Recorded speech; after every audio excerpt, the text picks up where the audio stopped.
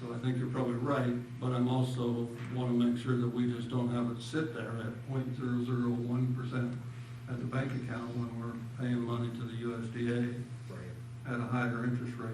And if we have to go pay it down, like we did as a council on water funds, and maybe in a few years we might have to borrow some back, we still save the taxpayers money, and that's what your job is too, and the board's job, is to make sure we're protecting the taxpayers' money. You can still have a plan. I'm not against your plan. I just want to make sure that you're looking at that as an option. Otherwise, it's an oppressive audit report. I can't believe there's many you do that have this kind of balance sheet. Well, you're absolutely right about that, and as I explained to the trustees, you know, some organizations want to take all the money to income, some, which I think is too aggressive, and some don't want to take any, and then that's just the opposite side of it too. So there wasn't anything that made me uncomfortable with regards to, you know, how things were presented in the financial statements on a material basis. Makes it pretty easy to sign this report. Any other questions? I'm sure Dustin and Daryl back there feel a lot more comfortable after this. But they did a very nice job. In You sure did. reports. They did. Thank you. Thank you very much. Motion accepting Floyd House Bill's audit report for the year ending June 30th, 2020, or 2020. Is there a second? Second. Motion made and second, accepting the Floyd Valley Healthcare Audit Report for the year of ended June 30th, 2020. All those in favor say aye. Aye. Opposed? Aye. Motion carried. Okay. Moving on to the number 2 on the action items is the Dog Park Improvement Project. Plans have been prepared by Schofield Engineering for the Dog Park Improvement Project. The dog park will be constructed adjacent to the pond, behind the Walmart, and across from Wings RC area. Grading was completed as part of the 2020 Industrial Park Grading Project. Administration recommends approval by council to proceed with the following schedule. To have a public hearing on it on November 3rd, 2020. To receive the bids November 24th, 2020 at 3 p.m. To award the contract December 1st, 2020. And the late start would be May 1st of 2021. And the final completion date by June 30th of 2021. The financial side is the estimate of bid items is $86,000. Park features to be purchased by city estimate is $35,000. The total budget for the CBP to Lamar's Area Betterment Foundation project is $175,000. Questions by anybody? Somebody decided to put the dog park right after the hospital report for a reason. Well, I don't think They don't go hand in Does hand. it just show the breadth that we have to deal with as a council? Is that what the idea is? I didn't pick the order. I'm just asking. That's the first thing I noticed. When we go to mobile food after that, and then police after that. Yep. Why do we have to- I mean, all we're doing is trying to cover everything. I know, and I'm not sure that I'm that smart to cover everything.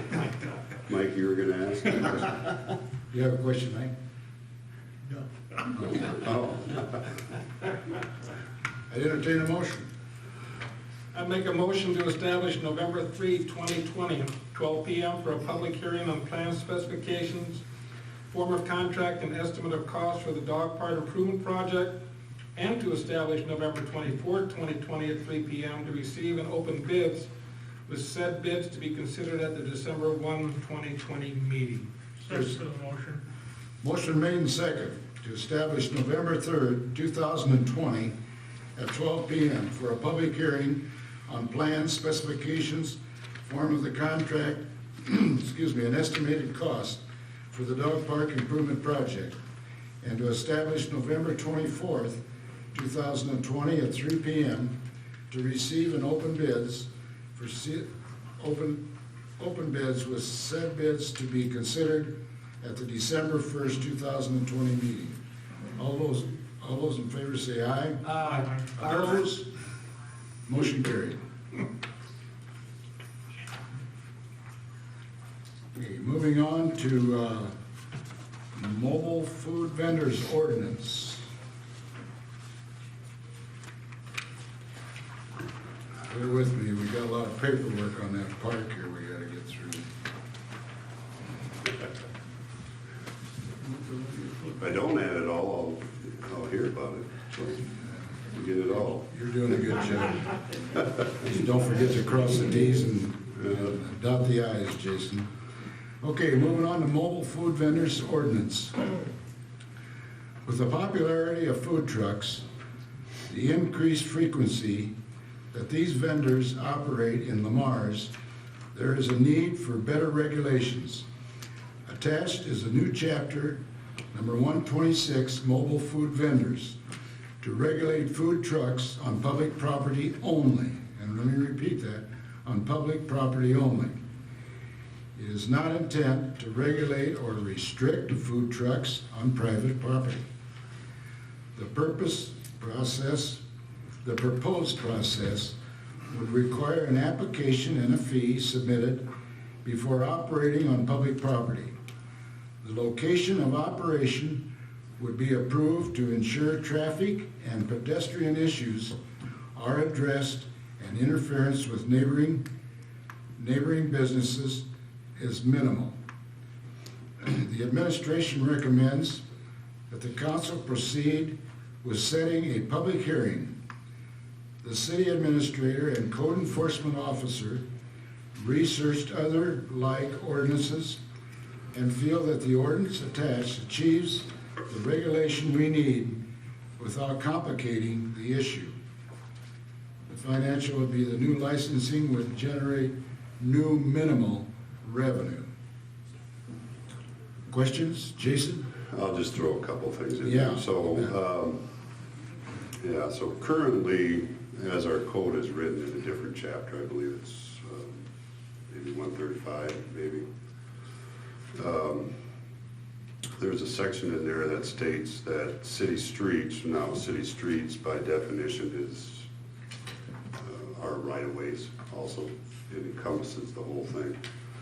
That they can't be, you can't use them for any business purpose, any private business purpose. We haven't always been, as a city, enforcing that to the full extent. We don't go around and we don't, if somebody wants to sell lemonade, on a hot day and they're in the wrong spot, we don't kick them out.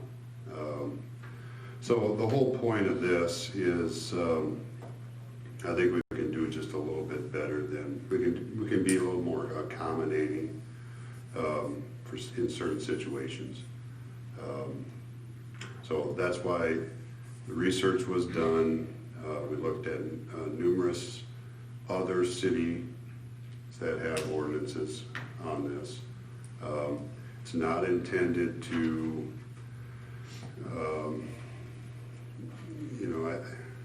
it's not intended to make the process difficult. And the intent is not to create a new revenue source for the city. Most of the time,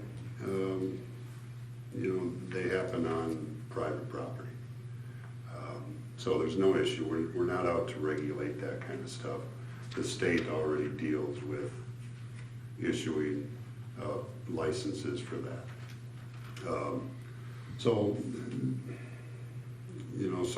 we're looking at license or permit fees, and that's one thing that'll change. I'll bring that up too, is in here, I think we call them licenses. It's actually gonna be a permit, so when this comes back next meeting, That'll be a change to what you receive in your packet for next time. Licenses will say permits. We're looking at $20 for a single event, and then $100 if you want a yearly permission to be in. Basically, that's going to cover one location. And if they change that location, they call City Hall, most likely talk to Greg, say, hey, next week I'm going to be here. I mean, so we'll review each request and make sure it doesn't interfere, you know, keeping the impact to neighboring businesses to a minimum. So, but anyway, that's what we're trying to achieve. Will there be exceptions made for example, ridiculous days? Yeah, that's in there, Ken. We're at somewhere in here. 126.02.4A. There you go. Community permitted special events are exempt. So when they have art in the park or ice cream days, there's vendors that go down there and set up in the park. They're not going to be required, each of them, to get a permit. Ridiculous days, we close down 2 blocks of Central. They have food trucks. They won't be required to get a permit. So Greg gonna be the official taster? we haven't talked about that, but are you gonna have to sample first? Well, of course. Of course. We add that in there, a sample is required. Looks like he's wasting away. So if the community events are accepted already, and anything on private property is not applied here, what kind of scenarios does this apply to? Very few. That's why it's not. I can't think of anything. It's not. Food truck pulling up next to a business right by their front door. In public park. Would be one, and So you'd the like big to one. do that, but to pull off into somebody else's parking area, You private guys, you can property. use us as an example for Liza, is that far and wide still? If you want, hey, I wasn't gonna call you up here, Matt, but if you wanna come up, you can. Yeah, if you want. Well, I just have a question in regards to, and just reading through the language, in the locations. So it says that a mobile food unit may be parked on public property or street as approved in the licensing application. Mobile units are prohibited from parking within 75 feet of the main entrance of an establishment that sells prepared food or beverages. So for us, I guess my thought is the intent of that is to prohibit, the Catalanos from parking next to Pizza Ranch, so that we're promoting our local business of the brick and mortar establishment. For us, we have an agreement with Catalanos, we do the Thursday night pizza, so we're an establishment that sells beverages, but not food, so they're not infringing upon, our market space, but we'd like for them to stay right out front. So is that something where that 75 feet could potentially be waived, if I'm understanding the intent of the rule correctly? Yeah, so that, yeah, true. I mean, we could take beverages out of there if we needed to. But that's where, what's not provided in here is the mock-up of what the permit application would look like. So on that application, they're gonna state where they intend to set up. So in an instance where you're inviting them, okay, so you're basically giving them permission to park in front of your business. Right.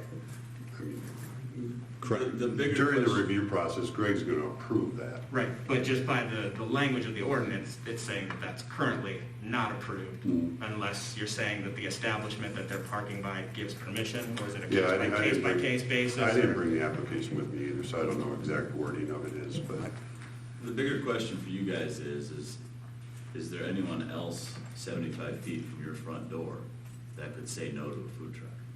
That's the bigger question. Bamboo Village across the street would be But- within 75 feet. But is their front door within 75 feet of that No, location? probably not. Okay, so then you're okay. But it says beverage in there, so that's why I'm concerned. Without that- approval from the food establishment / beverage owner, so you're gonna give them Okay. approval, so you're gonna be fine. Well, technically, we don't, I didn't know if it was like building owner, because we don't own it, being a renter. I just want to make sure that we're okay to continue with what we've been doing. You know, that's why we're here, just to talk it out, so we just want to make sure that we're okay. Yeah, so there's an error, so that wording might change too, because I see below, so yes, what you stated, Matt, it says establishment that sells prepared food or beverages. Then it gets into some parentheses stuff as to the time period. But then once you get out of that parentheses, it says without approval from the food establishment owner. Okay. So, I mean, so that should either say establishment that sells prepared food and get rid of the or beverages, or change the last half of that sentence to say the same as the previous food or beverages establishment owner. That could be reworded differently too. Okay, that's all I got. Does that answer your question? Yeah, absolutely, I think so. I mean, obviously, we'll work with you guys on figuring it all out, but just wanted to see what, you know, what the interpretation of all of it was, so, yeah. Okay. Any other questions? Thanks, guys. Thank you. And we did want samples, but you didn't bring those either. You'll find me at the door afterwards. Nichols, so. My office is just right around the corner here. Oh, I know. I will collect for everybody up here, so. As Jason Great. had indicated, we've been working on this for the last couple of weeks, and we just really kind of nailed it down probably last week, Friday, with the understanding that a couple of wording changes did need to be made, but it was already prepared for council, but we made that note. And what Wise-Eye just brought up, I've already got an application typed up, prepared. Jason had reviewed it. I think it's adequate. I could make maybe a couple of minor tweaks to it yet, which we could easily have that at the next council meeting if you wish to see that. It's a one-page application. It's basically a check mark type of deal. And they submit a fee for that application process. As Jason had indicated, it's going to be very specific as far as location is concerned. So in the case of Wise-Eye, as Jason stated, we weren't going to bring up any business names, but since he was up here, in the case of Wise-Eye, they could get a yearly permit for the location that they set out and prepare on the application. The fee is quite honestly very minimal, and it'd be a one-time yearly fee, and as long as they set up in that exact location each and every time, they're going to be fine. To move across the street, so to speak, in a different location, they would have to reapply. So it's going to be very food vendor unit specific and very location specific. We don't want a business food truck, so to speak, that has maybe 3 units, transferring that permit to different units. So as long as they come in with the same unit each time and go to the same location each time as their initial application indicates, they'll be fine, you know, for a yearly permit. Otherwise, it's a one-time only permit. So. Okay, thank you, Greg. Appreciate it. I think we would still want to, encourage them to be on private property when at all possible. But that may not be the case all the time. Is it understood that these units generally provide their own electricity and water? Yeah, I've never, So you can't run an extension cord where you shouldn't and such? I don't think we've ever had a case of it, have we?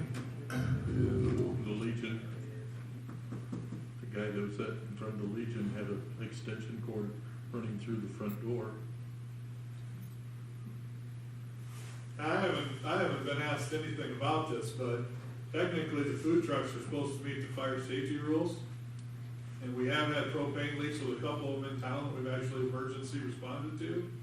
So I would think if we were gonna write an ordinance or write a rule that maybe they need to be checked by the fire department for fire safety as well. It's a good It's a idea. thought. Good point. Okay. So And you before it can- comes, you can make sure that gets covered. I was gonna say, when they come in with a permit, well, you can ask them that, Greg, Yep.